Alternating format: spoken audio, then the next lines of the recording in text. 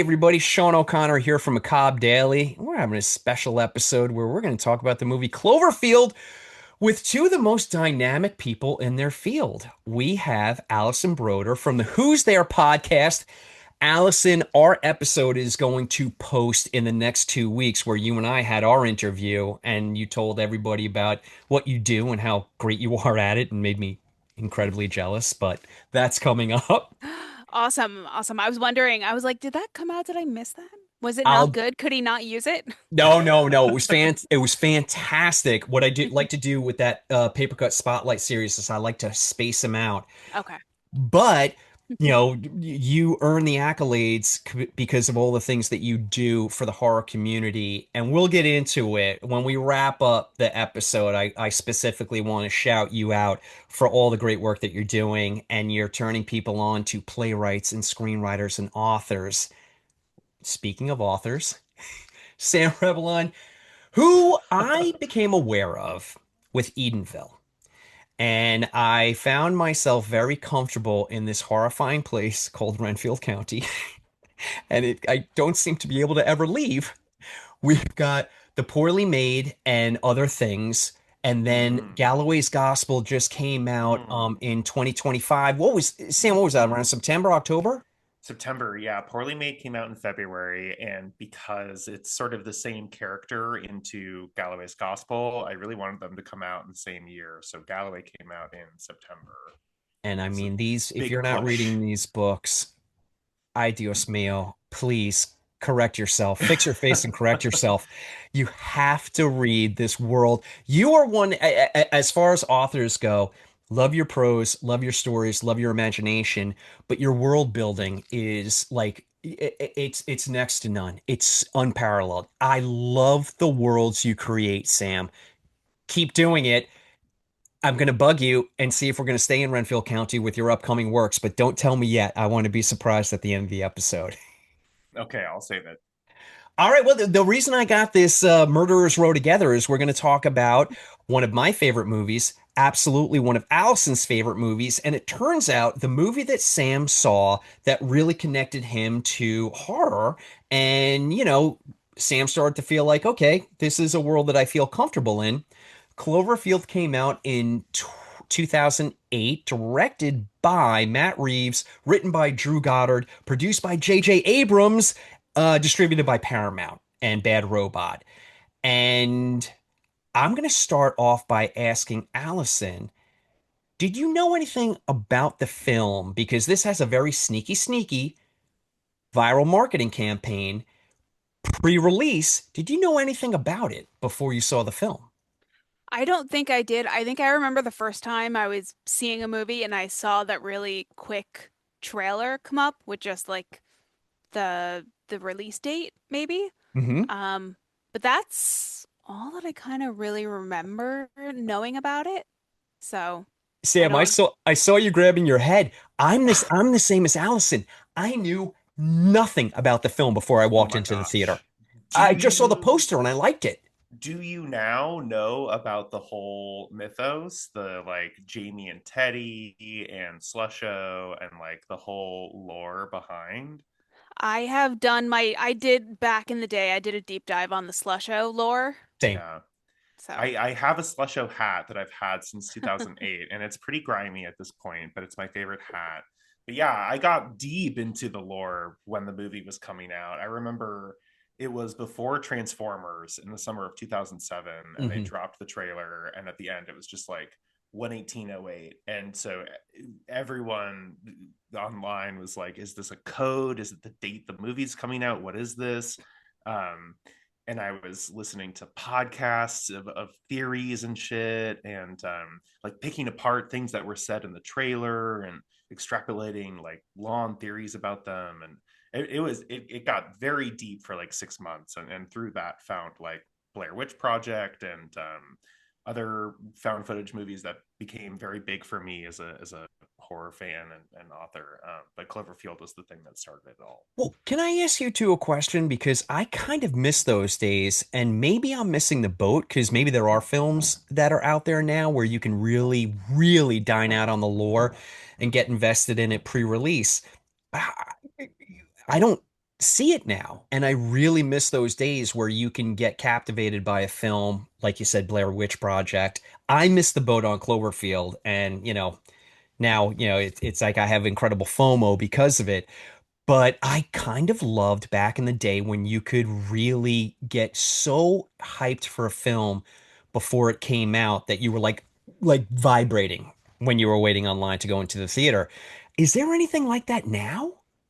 I feel like that happened recently with Weapons and Long Legs because we knew Mm. so little about the plots. Definitely long legs. I Mhm. absolutely. Yeah. That So, trailer yeah. exposed nothing. It was all vibes, and you couldn't wait to see the film. Yes. Yeah. And then I thought the film was kind of boring and not very scary, but but great performance by Nick Cage. Oh yeah. And I'll give you weapons as well. You're right about that because they released the trailer and everybody was like, "What the hell is this about?" And I think we need more of that. That kind of like that William Castle showmanship Mhm. where you build the hype up. Look, and Allison, to your point, sometimes it doesn't work out in the film. The hype is actually better than the film. But I miss those days where you could just get so insanely into a movie before it comes out. Sam, you're the only one that talking tonight who bit into it. I mean, when you walked into the theater to actually see the film, knowing how you feel about it, what was your reaction? While you were watching it, were the pieces falling in place from all of the pre-work that you did beforehand? Yeah, I mean, that's the thing. There aren't a lot of, and probably someone's going to scream at me for this, but there aren't a lot of pieces in the movie to put in place. And so that was kind of the disappointing thing the first time I saw it. But on rewatch, getting ready for this, I was like, oh, this is just a brilliant monster movie. This is just a very, plot wise, very straightforward, but brilliantly harrowing and terrifying monster movie up until the very last second when they carpet bomb Manhattan and he's like, it's still alive. We're just like, fuck, man. Right? Um, but and so brilliant. But coming into it with all these expectations, there are very few hidden avenues for the people who were fans of that. And so that kind of got me into because then I was sort of like online, like what, like Googling, like what the fuck, and came across the whole alternate reality game for Lost, previous J.J. Abrams project. And so that kind of activated this whole other side to it, which is like, okay, how do you as a fan get engaged in a project and like sort of have to detach from that? And that became a big thing. Like when Marvel was at its peak, there were so many fan theories that were cooler than anything the movies were doing. Yeah. There were so many ideas about what could have been that then you see the movie and you're like, yeah, that was fun. But I think Cloverfield deserves I think that sort of atmosphere gave it somewhat of a bad rap among fans when it came out, and I think it deserves another look as just like a sort of self-contained monster flick because I as that it is couldn't truly agree brilliant. more. It absolutely deserves more. Just more and more and more. I know that there's a sequel in development, has been one, a direct sequel, since 2021. Oh my goodness gracious. Hold on, bear with me one sec, guys. Horrible. My memory is horrible. Babak Anvari, who directed Under the Shadow and recently Hallow Road, which is unbelievable. It's on VOD. Yeah. Oh, Is Allison. that the one with the two parents in the car? Yep. Yeah. Okay. Yeah. No, that was very cool. That was very spooky. Tight, contained Yeah. thriller. I mean, it's three characters essentially. But Yeah. what this director can do with, essentially so little and do so much, I'm very excited for a sequel with this director at the helm. Please, fingers crossed, let it actually happen. Yeah. But dot dot dot, I feel like after the impact that Godzilla minus one had not that long ago, that there's maybe there's a little bit of emphasis on resurrecting an American Kaiju movie, which is where this all started from with J.J. Abrams. The story, as I know it, was that he was in Japan promoting Mission Impossible 3 with his son. They went to a toy store, and of course, everything is, floor to ceiling Godzilla, as it should be. And he started thinking, you know what? There needs to be an American-made giant monster movie. King Kong is King Kong, but King Kong is very lovable. And, there's that whole pastiche of atomic monsters that gets passed over, Tarantula and the Deadly Mantis and, the amazing Colossal Man. But they're all kind of like lumped together as, that the fear of the atomic bomb. And we really didn't have our own scary giant monster. And let me tell you something. My reaction after seeing the film the first time, and I watched it many times since, is that, yeah, you know what? They did it. This is a terrifying creature. This is a terrifying monster. It's just nothing but emotion and instinct and rage and fury. And I don't, I'm going to attribute it to J.J. Abrams. I hope I get it right. But I think the theory was that, like, when a baby elephant is separated from its mother, that it stampedes, just and will not stop ever Hmm. until they're reunited with their mother. And that's the film. You know, Yeah. this is a frightened baby. Just happens to be, 70 stories tall. Yeah, I love the backstory that this is a baby that's just hatched out of the sea. Um, yeah, and I think it's more terrifying than Godzilla because Godzilla didn't have like little spider dogs dropping off of its body. Oof. Whoever So, thought of that? And I suppose it was Drew Goddard. So inspired, so yeah. great, because now you're making it, you have this frame distance of a giant monster where, you can't really wrap your head around it because of the scope and the span of it. But then these little tiny, I mean, it really turns into like aliens at that point because you have these little parasites falling off and they're almost worse. Poor Lizzie Kaplan. Yeah. Oh. All right, What a way to go. right? Right? Let's talk a little bit about, I would like to know a little bit about your backgrounds with giant monsters. So, Allison, I'm going to start with you. That's kind of my wheelhouse as a kid growing up. I couldn't get enough of giant monsters. Was it on your radar or did you come into it after Cloverfield? No, I grew up with like slashers and Scream.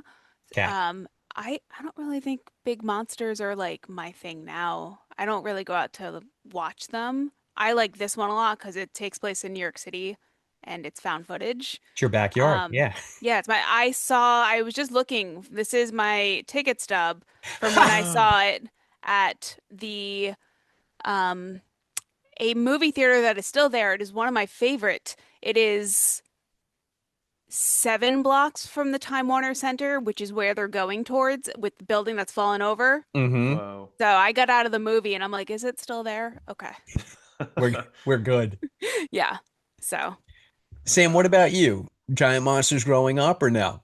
Yeah, I was a big Jurassic Park kid. Oh yeah. Okay. So I still think that the T-Rex scene in the first one is like the best scene in all of cinema. It just the music is so grand and beautiful, and then it cuts out and it's just rain and a giant monster.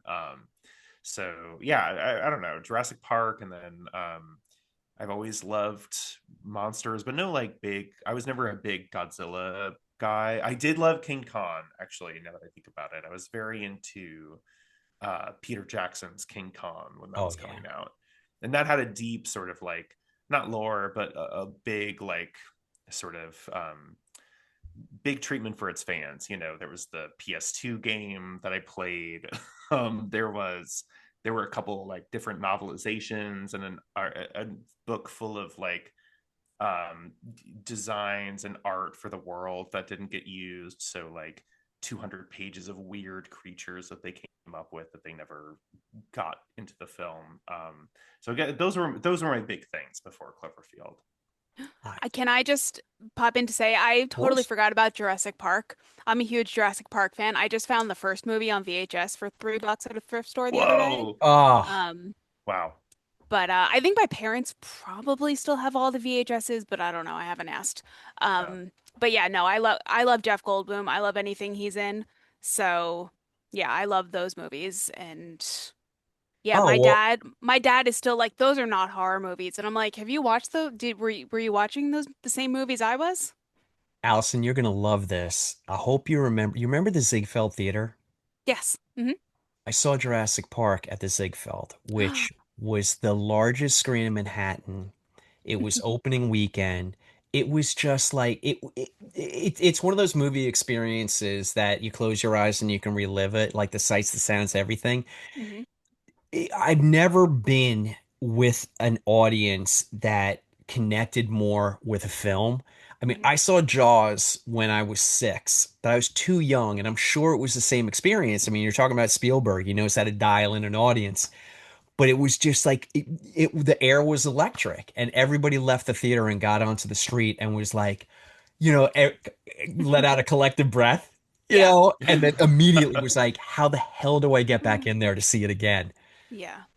It's Look, I'm not going to put Cloverfield on the same level as Jurassic Park, but I will put it on the same level as far as engaging the imagination and making you want more of that world. I mean, I left Cloverfield and I was like, damn, I really want to see this monster again. Yeah. Well, I don't know. I'm glad you got to see Jurassic Park in theaters. I think it's better than Jaws, but it's more entertaining to me personally. Um, but yeah. It's certainly hotter. It's a hotter cast, and Oh, they get hell to yeah. do more hot things than the hot cast in Jaws, I will say. Yeah. So just throwing it out there. I'm going to be mad at myself later for saying this because Jaws is my favorite movie, but Allison, I'm going to tell you something right now. You might be right. No offense, sorry. I mean, I've seen Jaws twice. I saw it once when they re-released it in IMAX, and I was like, why are they just sitting in a boat for so long? This scene could have been cut. Well, Jaws is very much two movies. You're on land, you're on sea. And they're two Yeah. movies. They're both great movies, but they're two separate movies where Jurassic Park is seamless.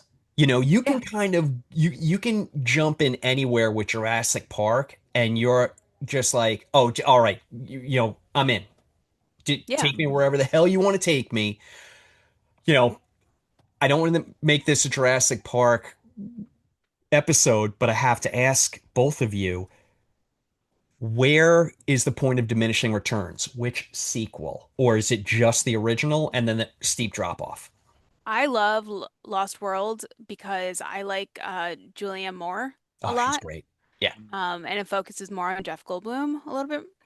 Um, I don't know, three, I could give take it or leave it. Kind of like 3.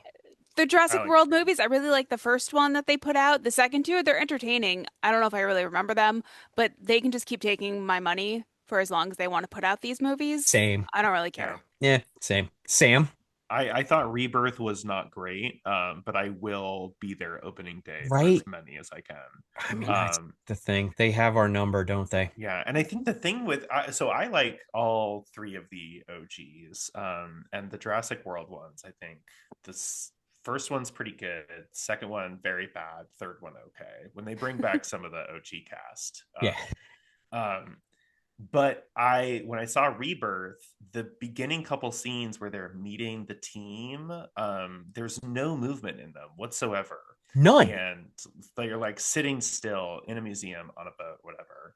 So I immediately came home and put on Lost World, and that's such a better interaction. He's on the subway, he's walking through the big warehouse with Richard Schiff. Like there's just it's so dynamic, and I think that is a like key example of what made movies better in general in the like mid 90s versus the mid 2020s. Yeah. You said the word right there, Sam, dynamic, because with Lost World, you actually have dynamic characters like Pete Postlethwaite as the big Oh game man. hunter. Yeah. I mean, I don't know who I want to attack me more, the T-Rex or Pete. I mean, they're both larger I than don't life. remember who this person is. The bald He's hunter who all he Roland wants to do, Trembo. Allison, is get the T-Rex. Yeah. Oh, okay. Yeah, Yeah. yeah. Now, I'm going to pose a question to the two of you. Allison, I'll start with you, and Sam will go to you. Found footage. I love found footage myself. It's like, the Lost World franchise. I'm gonna put my money down. There are very few found footage films that I won't see just because I love the ingenuity and I love to see what a filmmaker can do because there are constraints. So it does, the writer, the director, everyone involved in it, hopefully they're on their game and they can produce something that is pretty magnificent when it works. Here's the question that I'm going to pose to both of you. In a found footage film, we just talked about dynamic characters in the Jurassic Park franchise. Can you have dynamic characters in a found footage film? I feel like my opinion is that's one of the things that gets jettisoned for the formula. I think about the Blair Witch Project. Those three young filmmakers are they have distinct personalities, but I wouldn't say that anyone is dynamic. You know, Paranormal Activity, I don't know. I just like the characters themselves feel a little flat so that the what is happening to them can be the dynamic aspect of it. Allison, what's your take on it? So who would you say is written as a dynamic character? So I have something to compare it to. I would say that in Cloverfield, no one is written as a dynamic character. But who in another horror movie is dynamic, would you Oh, say? just any horror movie? Yeah. Oh my goodness. Bram Stoker's Dracula, Anthony Hopkins as Van Helsing is a dynamic character. I mean, he goddamn jumps through the fucking screen, you know? Sidney Prescott, pretty dynamic. She has a Yeah. pretty Perfect great example. arc over Yeah. the first four. Holy Yeah. cow, Sam. I mean, actually, there's a fight for dynamic characters in Scream. Stu Dude, yeah. and Dewey and Gail and Sydney. I mean, they're all written so well that they actually are fairly dynamic, each and every one. And same year as Jurassic Park: The Lost World, 1997. So Look I'm at you just bringing it saying, all another home. strike for 90s being way more dynamic than Yeah. 2020. So, Allison, someone that actually you're watching the film and they're popping like outside of the story, outside of the narrative, outside of whatever calamity is happening, they're just popping off the screen, and you're like, look, I would watch them in a rom-com. I would watch them in a courtroom drama. I would watch them in this horror film. Like you're just dialed into them. And I feel that in a found footage movie, it's almost damn near impossible to have that.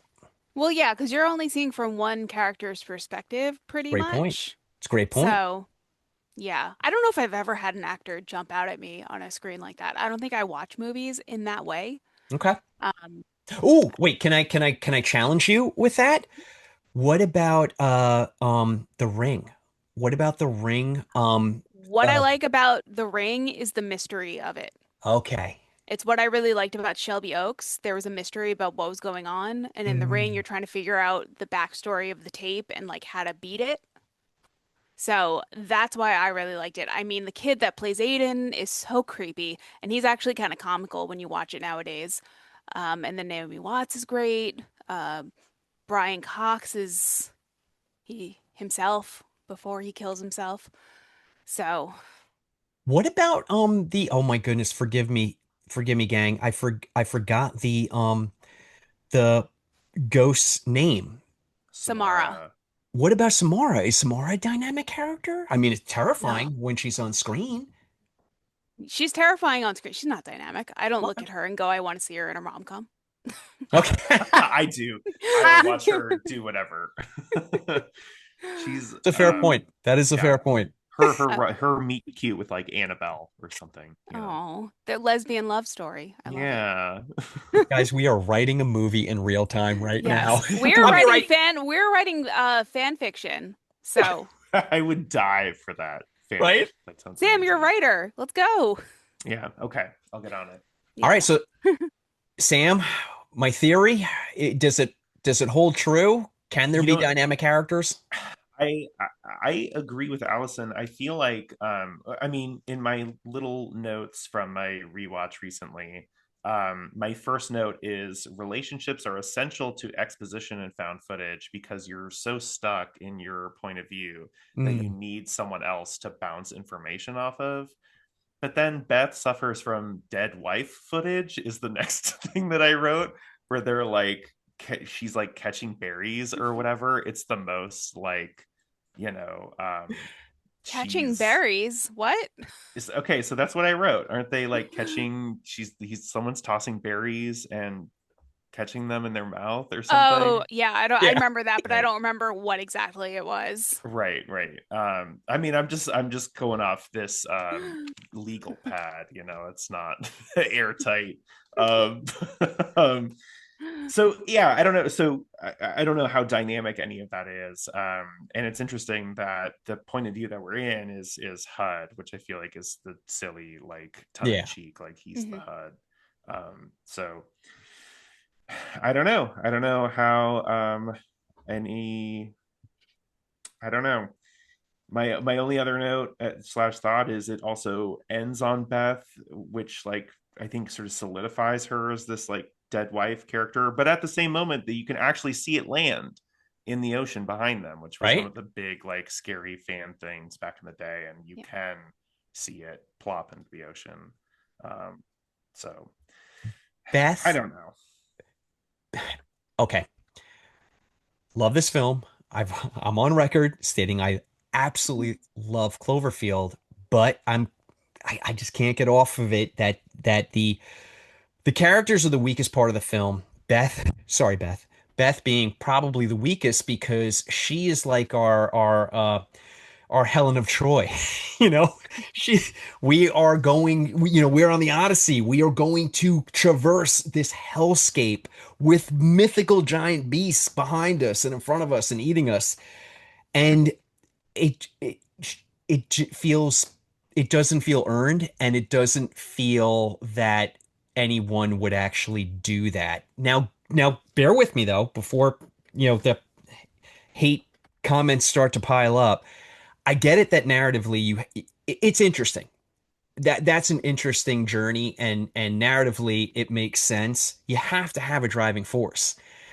So I get it. I just wish that that character were written better, or the performance was a little bit more dynamic, so that you felt compelled that come hell or high water, yeah, you know what? Not only am I going to go there, but my band of misfits, they're going to come along with me. So, thoughts, arguments, rebuttals? Um, Josh should not have, that's his name, right? The main character? Yeah, Yeah. Their names don't really matter. no. Um, I wouldn't have gotten Beth if I hadn't written it down. So don't. Same, same. yeah, he should not have let his friends come with him because that is like a 4 mile walk that he is going on.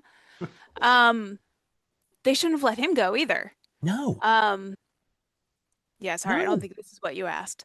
No. But she like he they had this one thing one day night together after having been friends for forever, and then she shows up to his goodbye party with another man. With a Like guy. Yeah. yeah. And apparently he had been ignoring her since they had their one night stand. So he's not really all emotionally available. So No, he's a jerk as she's well. He better ghosted off. her for a month, for sure. Yeah.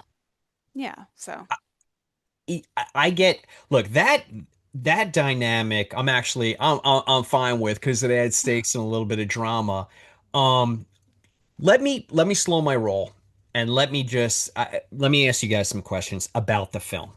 All right. So as far as the introduction of Clover, how do you feel that was handled? Can you think of any better way, or did it hit the mark as far as the introduction of the monster? Oh, I'm sorry. Sam will start with you this time. Oh, okay. um, I mean, that was the most exciting part of the movie for me, Yeah. the first time I saw it, because there's 6 months of speculation and sneak peeks and all this stuff, and then the camera flashes up when they're entering the subway, and the face is just right there and huge. And there's the obvious school of thought that you conceal the monster until the end, and if you see the entire monster, then it loses its power. But I do think that there is also great power in revealing the monster in all its splendor early on and Yeah. just having it be a very scary monster, which I think is like a John Carpenter quote where he's like, yeah, you can show the monster if it's really scary. If it's So done well. Yeah. yeah, if it's done well. So for me, that's a really powerful moment and a great memory. So I don't know. What do you think, Allison? I think the way they revealed it is really good because you're kind of just seeing like sort of just like whatever the planes can light really quickly. Mm, Um, so I thought that was really effective. I think what's more scary is the reveal of the little spider dogs in the mm, Oh my tunnel. gosh. yeah. Yeah.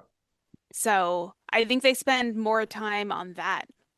Um, I think that first reveal is clearer. I think you can see more of it because it's scarier. Allison, you're right. The build up to the subway scene with the infrared and the juxtaposition between the infrared and then not and then back again and then not. It's very James Cameron. It's very Aliens. Mhm. It's an homage, not a ripoff, and it works so well. Yeah.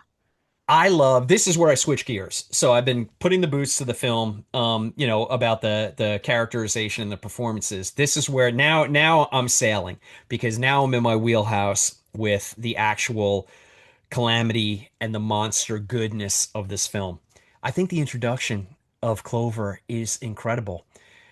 When they're on the rooftop and they see the explosions in the distance, it's just enough to terrify you, but as an audience member, you're putting yourself in their shoes. So you're thinking, even if it's subconscious, you're like, well, that's not that close. We still have time to get away. Like you're kind of playing the distance game. Mhm. And that's the fun of it. Because I mean, it's also a found footage film. So you're literally in the POV. And then you like the clock starts ticking as to, well, when is it going to be too late for me to get away? Which I think is the beauty of this film is that they never really know where the monster is. And then when the terror actually starts happening on the ground with the little beasties, then it's like all game. It's a completely new game, and all bets are off because now it's not just, oh, well, I'm on 49th Street and this monster's down by the Flatiron. I'm still good, for a Yeah. little bit. Now it's all terror all the time. But that initial introduction where the Statue of Liberty head lands in the street, it delighted me on so many levels. I know J.J. Abrams said that they did it because it was from the uh, Escape from Escape New from New York York. poster, Sure. which I love. But for me, it reminded me of Planet of the Apes. you know, and the whole just the connection to the Statue of Liberty. It's so iconic, and when you mess with it, it's kind of like, oh no, I guess society is ending, and that's the end. That's the end of that. I mean, they broke the statue, society crumbles, and it Yeah. literally does in New York during this film. Yeah. I thought it was a really, really well played intro, and then how Matt Reeves kind of dials it up in little bits and pieces because you do see the monster and you do get, they're not hiding it. It's not like Jaws where the shark wasn't working. The design of the monster works so incredibly well. But now I want to ask both of you, in my opinion. Allison, we'll start with you. The design of Clover works for you or no? Yeah, it worked. It worked for me. I'm not particularly picky about these things. It Okay. was it was a very scary. It was a scary Godzilla. I mean, I don't know. All right, Sam, how about yourself? Yeah, I think it's great. There was like a special big, like posable figure that they were selling for like $130 online back in the day. And I was sort of like, no. But now that we're having this Do conversation, it. like, all right. eBay. Yeah. Yeah, who's got it? Because it It's comes with probably the worth $13 now, so oh yeah. $13 or 1300. It's one or the other. Yeah. Oh yeah. gosh, I know. Yeah, I think it's great. I mean, that's so iconic. That was around for years after the movie came out. The image of the Statue of Liberty, right? headless with the scratches of its back. That's such a great image. So yeah, no notes. Well, it gets me excited for the potential sequel because I know that, they really hit it out of the park with the marketing. And I know that the people involved, specifically Matt Reeves and Drew Goddard and J.J. Abrams, I know that they're going to take the care to want to build an iconic marketing image for the sequel, for the direct sequel. Let's talk, if you guys don't mind, could we talk a little bit about 10 Cloverfield Lane and the Cloverfield Paradox? Have you guys seen both of those films? Hmm. All right, Allison, I'm going to start with you. Where do we land on the sequels? I love 10 Cloverfield Lane. Um, the Cloverfield Paradox, I've only watched once, and I barely thought it fit within the universe. So, Yeah, thumbs down on that one for me. same. Yeah, I agree. Sam? Yeah, I think Cloverfield Paradox wasn't even a Cloverfield movie until later on in It production. wasn't. They like, No. you know, I don't think 10 Cloverfield Lane was though either, which is sure, why yeah, it almost kind of has nothing to do with the first one. yeah, but it's so good. John Goodman's great. All three Yeah. of them are brilliant in that Yeah. one. Yeah. But Cloverfield Paradox, not so much. There's some big name actors in that too. I feel like Chris Mhm. O'Dowd is in it. There's a famous lady in it. I don't remember who the No, it's a stacked cast for yeah, sure. There are but definitely, and I know that it was ironically, it aired after or Super Bowl weekend or after the Super Bowl. I know Yeah. there was a Hmm. tie-in oh and there yeah, was a lot of excitement around it. And then people watched it and they were like, oh, all right, yeah, this wasn't a Cloverfield movie at all, except for the last 2 minutes. And then it felt like tacked on. Like this was another movie. And then someone, Yeah. someone in a boardroom was like, I have an idea. God, it Yeah. really is a stacked Daniel Bruhl, David Oyelowo, Right? um, Gugu. I don't know how to pronounce her last name, Batha Raw, but she's in a ton of stuff. Um, anyway, Yeah, not a great movie. it's a really good cast in a really bad movie. Yeah. Does anybody know why? Because I don't. Asking you to, does anybody know why they didn't do a direct sequel? Why did they go in like the shared universe route as opposed to, all right, this was an incredibly successful movie. Let's make another one. The damn thing lived at the end. Well, I mean, everyone's dead except for their one friend who got out in the helicopter. But we're not invested in them at all. We're invested in the monster. So I just wanted to see where this thing was taking off to. Like, look out, Ireland, it can swim, you know? I Yeah, I don't, don't know. I don't know. I mean, look, I'm sure that it was some decision was made. And to your point, that 10 Cloverfield Lane is a great movie. I really like it. Mhm. But I feel like there was an afterthought to tie it into the shared universe. And then once they went that route, it was like, well, I mean, that kind of worked. Let's do another one. I hopefully they'll bring it back full circle and we'll see if we can get Clover destroying, I don't know, Yeah, I don't Paris. know if a No. nuke didn't take him. I don't know what is going to.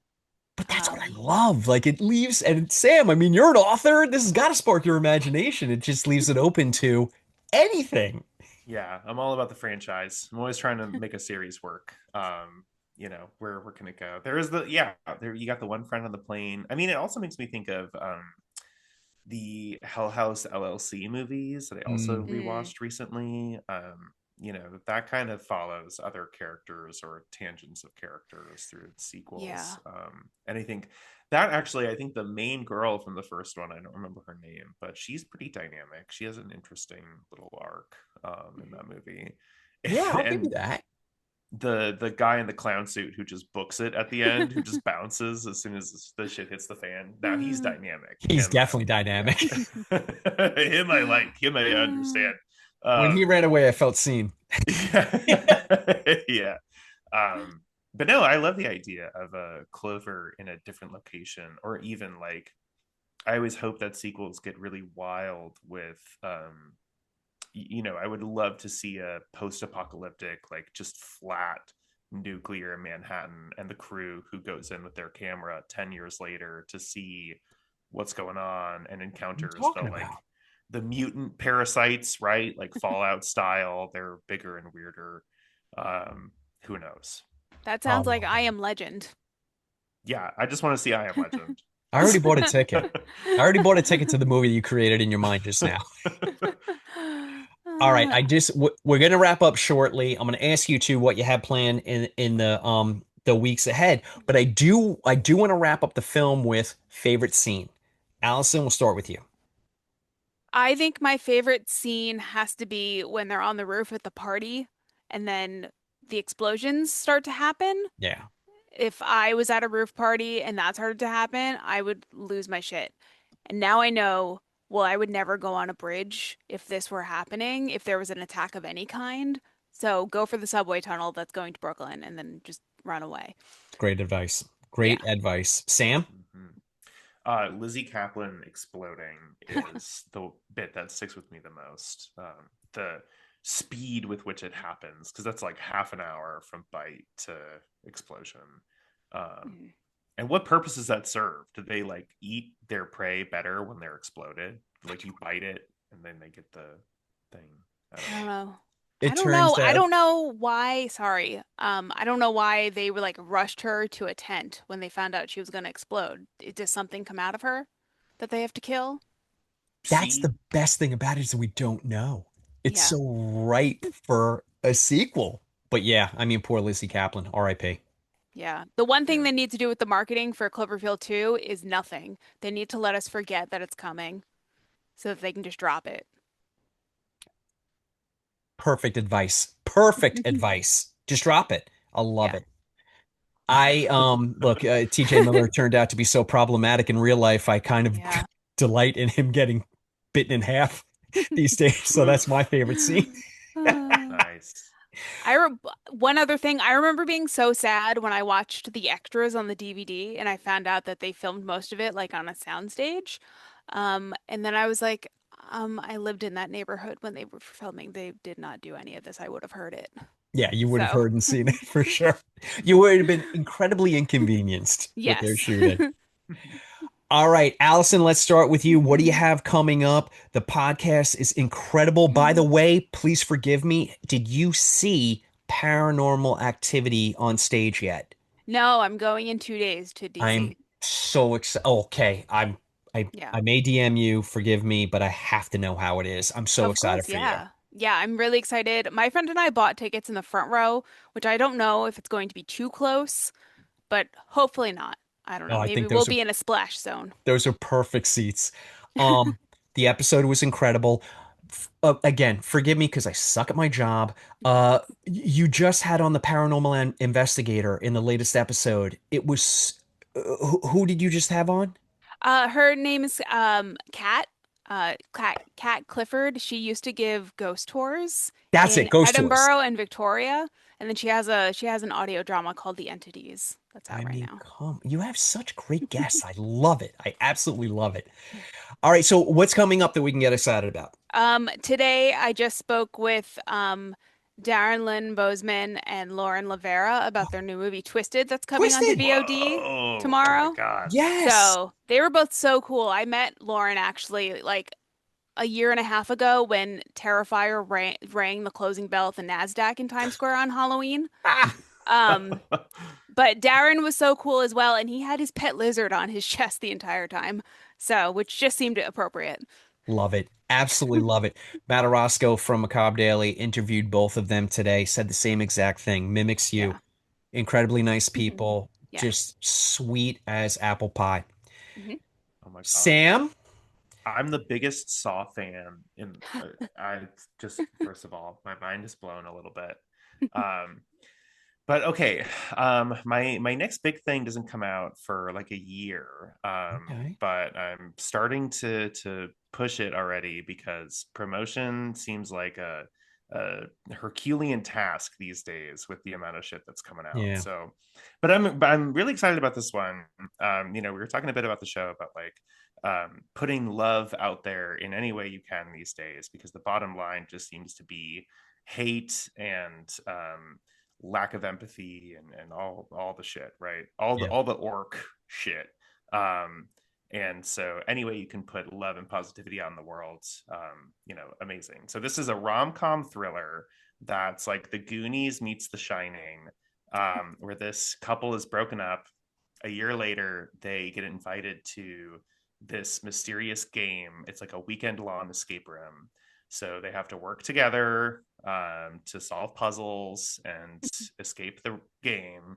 And there's only one bed, blah, blah, blah. So that's been a really fun one to work on in the last year, and starting to put it out into the world now. So be on the lookout in the next little while for more information. But if there that's my were next big thing. That sounds so cool.